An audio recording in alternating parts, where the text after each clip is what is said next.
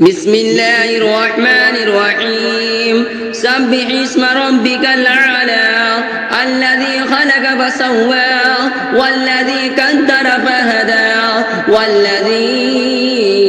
أخرج المرعى فجعله غثاء أحوى سنقرئك فلا تنسى إلا ما شاء الله إنه يعلم الجهر وما يخفى ونيسرك لليسرى فذكر إن نفعت الذكرى سيذكر من يخشى